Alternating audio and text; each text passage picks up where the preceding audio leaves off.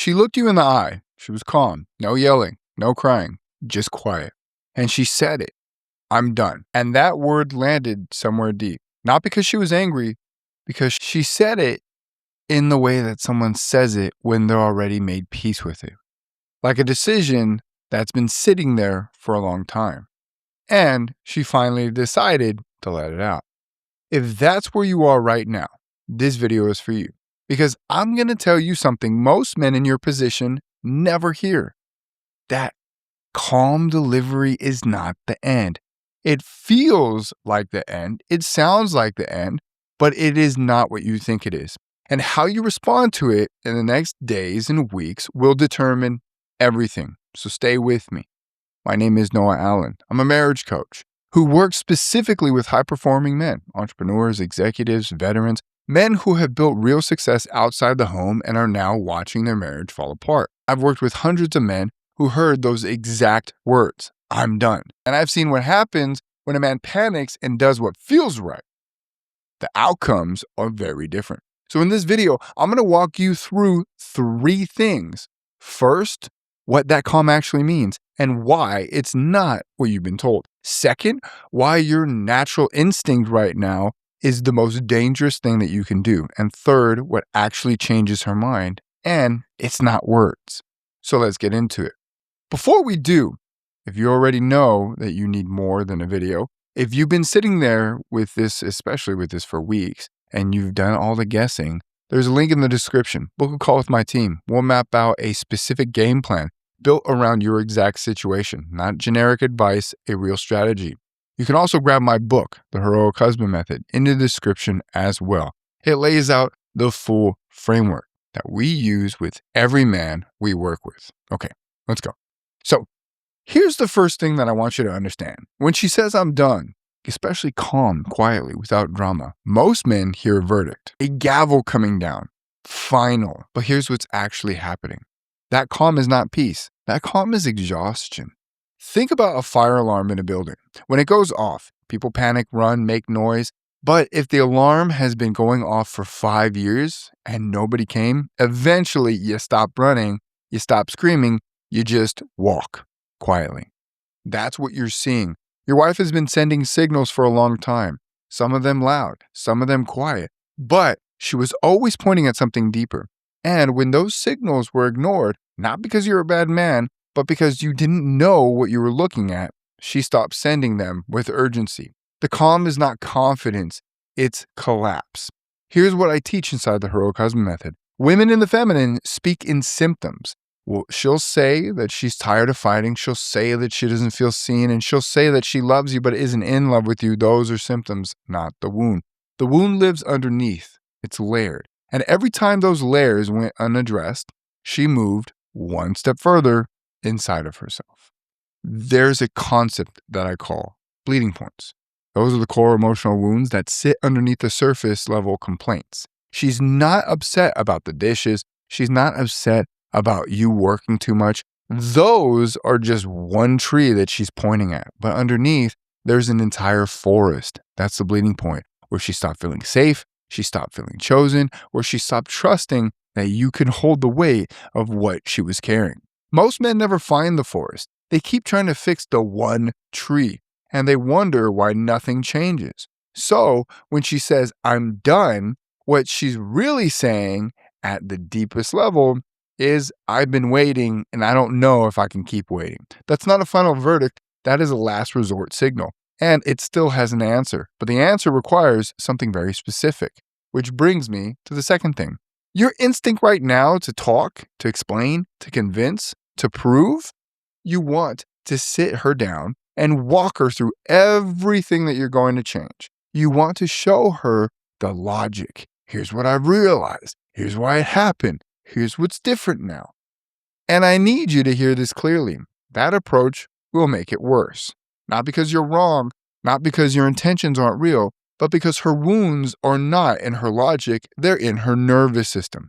Imagine a man who has been burned by an open flame. You can stand in front of him and explain scientifically why the fire is under control now. You can show him the data. You can promise him it won't happen again. But the second that he feels the heat, his body moves. Not because of the data, but because of what his body remembers. Your wife's body remembers. Every time that she got vulnerable and felt dismissed, every time that she brought up something painful and watched you explain it away or shut down, every time that she needed presence and got performance. She doesn't need another speech right now. Her body won't believe it. There's a principle that runs through everything I teach in the heroic husband method. Your word is your most valuable thing that you have, but your word without action behind it is just noise, and she's been surrounded by noise.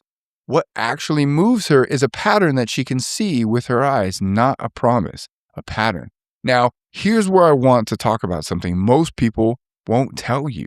There's a specific reason why so many men end up making their situation dramatically worse in the days after she said, "I'm done." It's because they follow their instincts, and their instincts are designed for survival, not leadership. When you hear "I'm done," your nervous system reads that as a threat. And a threatened man either chases or retreats. He either floods her with words, gestures, or grand promises, or he pulls back, waits, and goes quiet, hoping she'll notice and come back. And I want to tell you about a man, and we'll call him Kent. Kent came to me about 8 months after his wife said that she wanted to be separated. He was a business owner, sharp, disciplined, used to solving problems pretty fast. And when she said she was done, he did what most high-performing men do. He went all in. He planned a trip. He wrote her a letter. He booked a dinner. He increased his presence by about 300%. Okay. In the span of, we'll say, like 2 weeks. He bombarded. Okay. And what happened? She asked him to move into the guest room. Not because she didn't see the effort, but because the effort without understanding still feels like pressure. And pressure is the opposite of safety. He was trying to solve the problem. She was trying to breathe. When Kent came to me, the first thing I told him was stop trying to fix her, start leading the environment that she's living in. And the difference between fixing and leading is the whole game. When a man chases, she retreats. When a man retreats, she loses respect. Neither one is leadership. Leadership is staying grounded when everything in you wants to react. Leadership is being the same man on Tuesday that you were on Sunday. Consistent, calm, present, even when she's cold, even when she's distant, even when she walks past you like your furniture. Calm is not passivity. Calm is the most powerful signal you can send when a woman's nervous system is in chaos. Here's why. The feminine mirrors and multiplies. This is one of the most important concepts I teach inside the heroic husband. Whatever energy you bring into the room, she amplifies it. You come in anxious and frantic, she becomes more closed. You come in grounded and steady, her system slowly starts to register it. Not all at once, not overnight, but it begins. Think of it like a weather system. 2 storm fronts colliding create more destruction, but a warm front moving steadily into a cold front eventually shifts the temperature. You cannot change her directly. You can only change the environment that she's living in. And if you become the calm in the storm, her nervous system will eventually respond to it. Because nobody blooms in chaos. People bloom where they feel safe. Kent started doing that. He stopped chasing. He stopped the grand gestures. He stayed steady. And he did something else, which gets me to the third thing. This is the part most men never figure out, what actually shifts her. It's not your words, your explanation. It's definitely not the trip that you planned or the dinner you booked or the letter that you wrote. It is evidence, behavioral evidence, stacked over time, that the man standing in front of her is not the same who created the distance in the first place.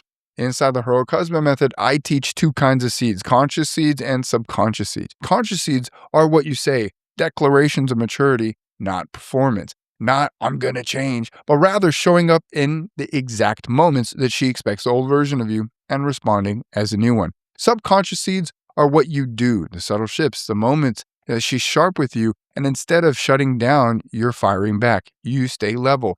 You don't match her energy. You don't reward it with reaction. You just stay. She registers that, not consciously at first, but her nervous system registers it. And over time, those registered moments add up to something that she can feel, but can't quite name. He's different. Not because you told her you're different, but because she kept experiencing something that doesn't match the old pattern. And eventually, the old story that she's been running about you starts to have cracks in it. And here's what I want to be clear about. This is not a trick. It's not manipulation. It's a man becoming a leader his family actually needs. Because here's the biggest truth. This is not just about your marriage. I want you to think about what's at stake beyond the two of you. You have children watching you right now. Whether you know it or not, they're learning what a man looks like when he's under pressure. They're learning what a leader looks like and what leadership looks like. They're forming a belief about love and what it does under stress, whether it holds. And beyond your children, the kind of man that you become in the crucible ripples outwards. Every community is built from families. Every family is anchored by the man in it. When the man rises, not just survives, but rises and thrives, something around him rises too. That's why I do this work, not just to save marriages, but because the world is different when men lead their homes with strength and presence. Now, back to Kent. About 4 months in, something shifted. His wife asked him if he wanted to go for a walk. Not a big moment, just a walk, okay? But it was the first time that she had initiated something. And Kent told me later, he almost cried. Not because of the walk, because he realized that she was testing the waters. She wanted to see if she was seeing the real thing. That's what you're working towards. Not a dramatic moment of reconciliation, which honestly, like those moments, like if I want to be liberal, about 10% of men get those moments, and not a big conversation that fixes everything. You're working towards the small moments of her choosing to test the waters, because she can only test the water if you've made it safe enough to step into. Now, here's what I want you to understand about the 3 stages of this work. There's a healing stage, a shifting stage, and a bonding stage. Healing stage is where you go first. And most men skip it entirely because it requires you to stop trying to solve and start trying to understand. The bleeding points I mentioned earlier, the deeper wounds underneath what she's saying, those live in the healing stage. And until you address them properly, nothing that you build on top of it will hold. The shifting stage is where the behavioral changes become visible, where the subconscious seeds start stacking, where she starts noticing without being able to fully articulate what she's noticing. And the bonding stage is where the connection comes back, not forced, not manufactured, real, because the foundation beneath it is real. Inside the Hero Cuz method, I walk men through all 3 stages with a specific sequence because order matters. And in times of chaos, you need more structured leadership, not less. That's why men don't get results, because they're shooting something at the wall, hoping that it sticks. They're chaotic in their decisions and what they do.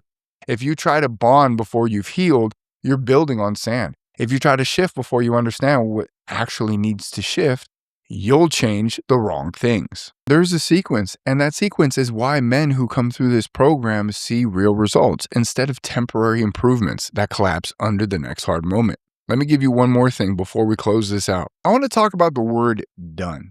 When she says I'm done, there's a question worth asking yourself. Done with what exactly? She's done with the pattern, done with the distance, and she's done with feeling unseen. She's done with bringing up something that matters to her and watching it get dismissed or fixed with logic instead of felt with presence. She is almost never done with who you are at your core. She's done with who the pressure and the busyness and the years of unconscious patterns have turned you into. And that distinction, that is everything. Because the man that you are at your core, the man who built something real, who loves his kids, who's watching this video right now because something in him refuses to give up, that man is exactly who she married. She just hasn't seen him in a long time, and she doesn't trust that he's still there. Your job is not to convince her with words. Your job is to reveal him through evidence. And when she sees enough evidence, when her nervous system has collected enough data points that don't match the old story, the story changes. That's not therapy. That's not just hope. That's leadership applied with precision over time. Now, let me ask you something. How long are you willing to guess? Because most men spend months trying things that feel right instead of doing things that actually work. They give space when they should be grounding. They chase when they should be steadying. They explain when they should be excavating. And the gap gets wider. Here's what I want you to do right now. Use the link in the description to book a free call with my team. Not a sales call, a strategy session, or a clarity call is what we call it. We'll look at your specific situation, what's actually happening underneath the surface, where the real bleeding points are, and what the right sequence of moves looks like for your exact dynamic. I've helped hundreds of men through exactly what you're describing right now. Men who heard, I'm done. Men who were sleeping in separate rooms. Men who thought it was too late. It wasn't too late. And if you want to go deeper on the frameworks first, grab the Heroic Husband Method book. It's in the description. It lays out the full thinking behind it. What I've been teaching you today, especially the bleeding points, the emotional layering, the difference between trying to fix her and leading the environment. It's all in there. Here's what I want to leave with you today. She said, I'm done. She said it calmly, and it felt final. But calm is not always peace. Sometimes it's a last exhale before someone decides to wait and see if you're actually going to be different this time. You have a window. Not forever, but right now. And the way that you move in this window with leadership, not desperation, will determine whether that window opens further or closes for good. This is not about being perfect. It's not about doing everything right. It's about the kind of man who leads his family with presence and precision, even when it's hard, especially when it's hard. That is the Heroic Husband. I'm Noah Allen, and if this hit something real for you, book the call. Link is below. Your family is worth the move. See you in the next one. Bye.